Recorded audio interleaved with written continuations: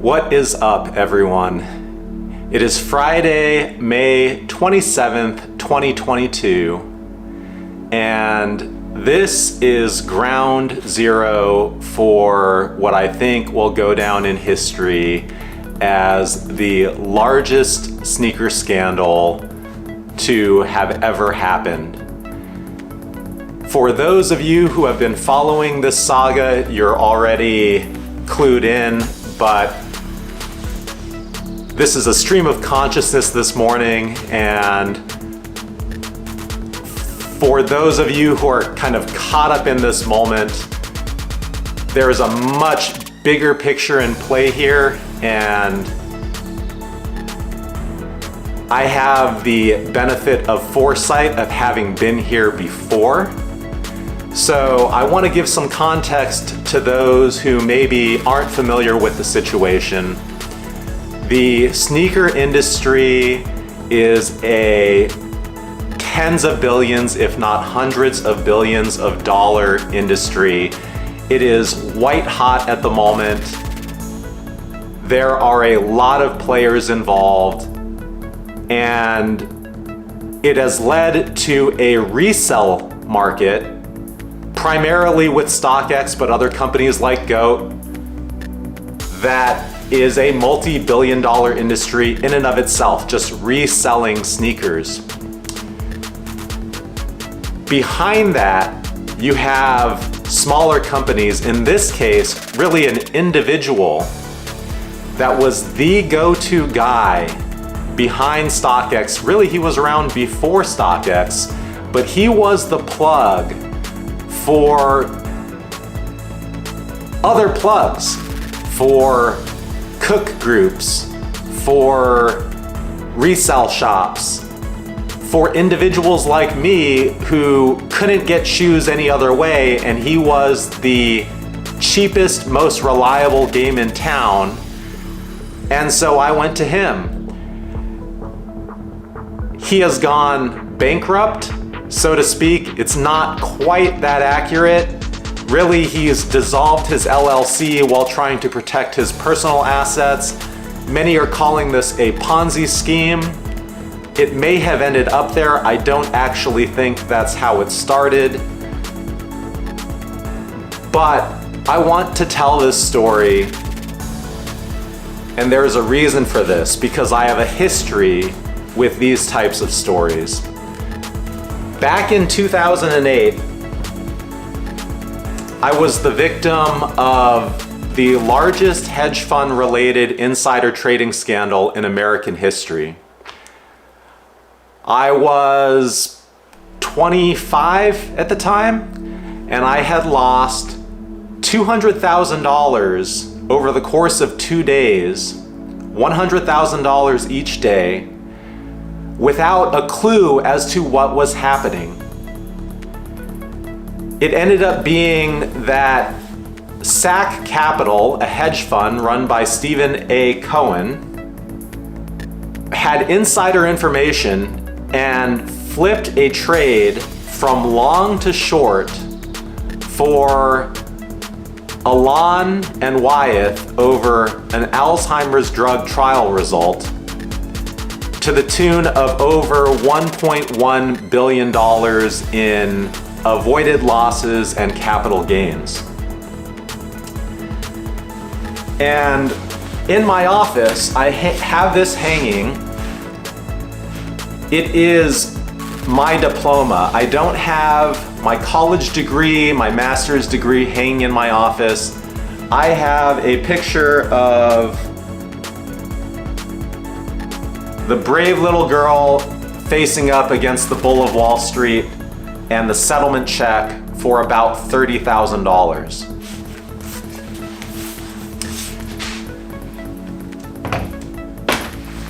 And the reason I bring this up is because I did not know it at the time. I did not appreciate the magnitude of the situation. Think about it, the largest hedge fund related insider trading scandal in American history, and I was a victim of it. And I kept it to myself.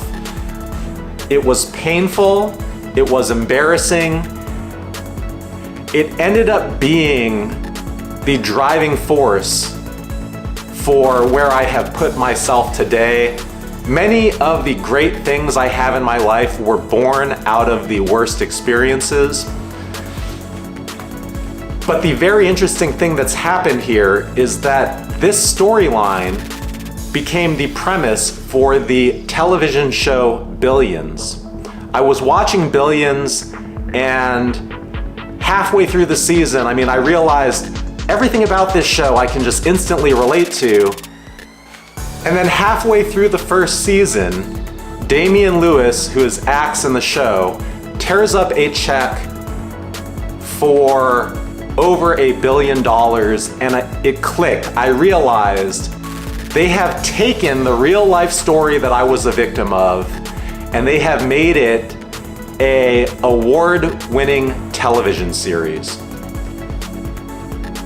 There's a lot of people in the Discord chat who are talking about how Netflix is going to be all over this, how they're going to give Zadeh a payday to get exclusive access to his side of the story.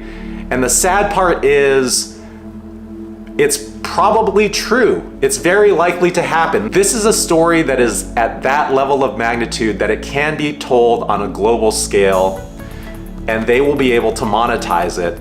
And that would be unfortunate, because to my mind, having the benefit of foresight of being here and appreciating the magnitude and gravity of this situation, this is our story.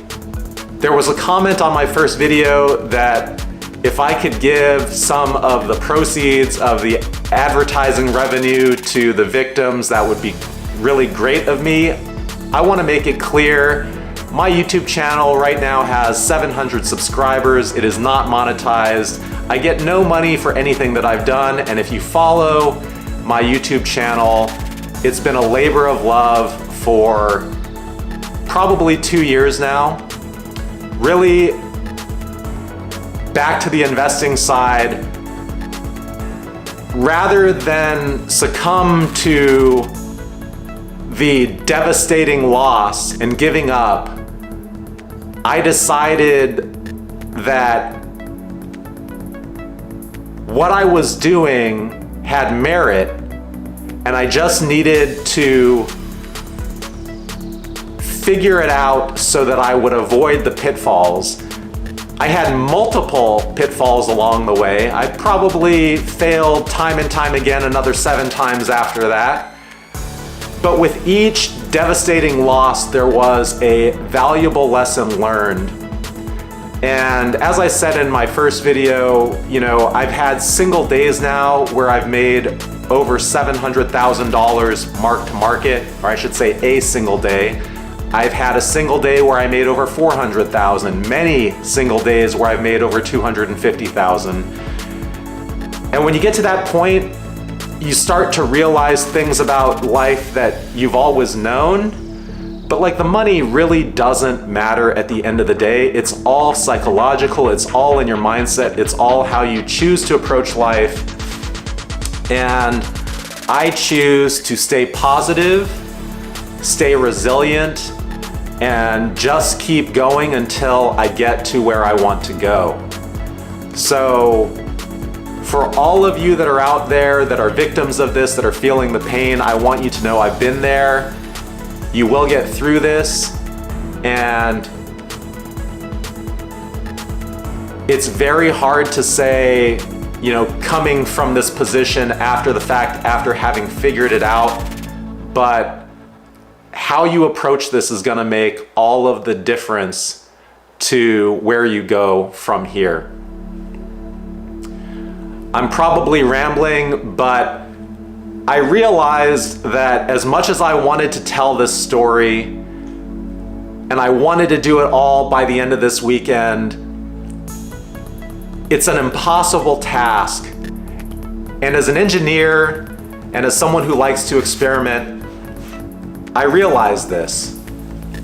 A company like Netflix will do a bang-up job on this, and it will piss us all off because Zadeh will get paid, and they'll do it to the tens. It'll be fantastic.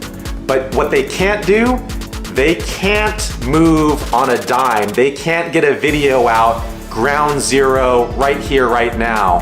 This is one of the things I learned on Wall Street. Everything you think is a pro to a hedge fund or someone who has insider access, there's a flip side to that.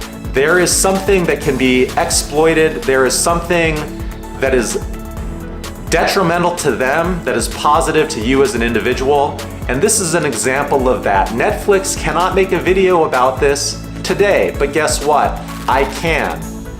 And so if I look at this instead of something I want to get done in 3 days, but a work in progress for a story that I know is compelling long term, then I can build this up, and in the end, I can piece it all together and have the comprehensive story of what has taken place here. And you can all follow along on this journey. So I want to put a call out.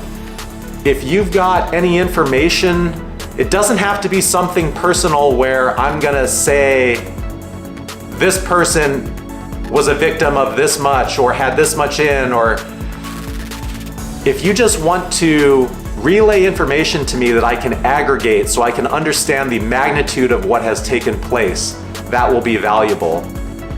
If you actually do want to get your story out there, reach out to me.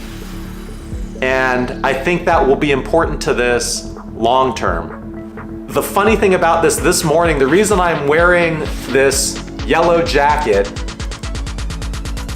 is that today was the Travis Scott Cactus Jack Air Max 1 release on sneakers, and I tried to get it, and my wife tried to get it, and my wife actually got my size in the gold.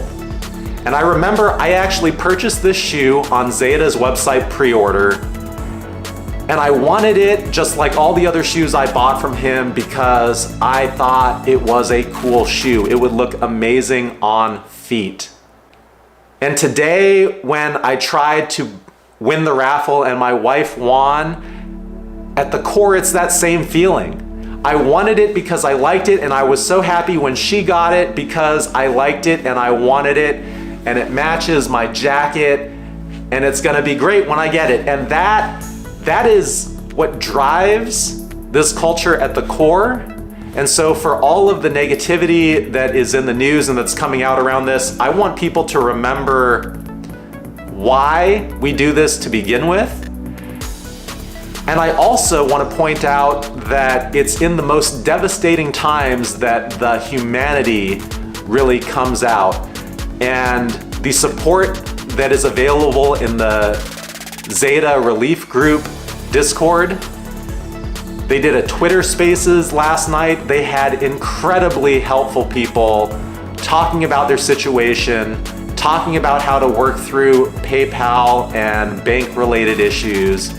And there have been people on that call that haven't revealed just how much they're into this for, but the signs are there are people out there who have lost well north of 7 figures, and it's just a couple days into this. So like I said in my other video, it easily could be north of 100 million that has vanished as a result of this character all said and done. It is absolutely in the tens of millions. And I want to tell this story, but I want to tell it in a way that is compelling, not just for those in the know, but for the greater story that's in play here, because it really boils down to fundamental traits at the end of the day. The sneaker game isn't any different from the watch game or the car game or the house game, just keeping up with the Joneses. There's many actors involved with many different interests.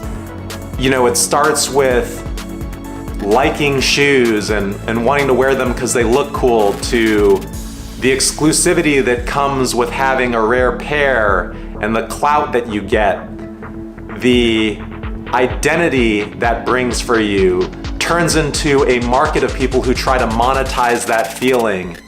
and then it snowballs, and then you end up where you end up here. But it's not like there is a malicious puppet master singularly pulling the strings behind the scenes. It's a bunch of independent entities all acting in a way that brings us to where we are today. And this is something, a greater message I've been wanting to get out for a long time, which is the saying, don't hate the player, hate the game. At the end of the day, the game is made up of a bunch of players, and the only way you change the game is to change how you participate as a player. And it's not easy to see when you're just one individual, but when individuals can come together and take collective action, that's the empowerment you need. So I love to see the community rallying around this situation and helping everyone out and lifting everyone up. I get that a lot of people are going through a very tough time right now and aren't interested in hearing the big picture. I was a victim to the tune of $25,000.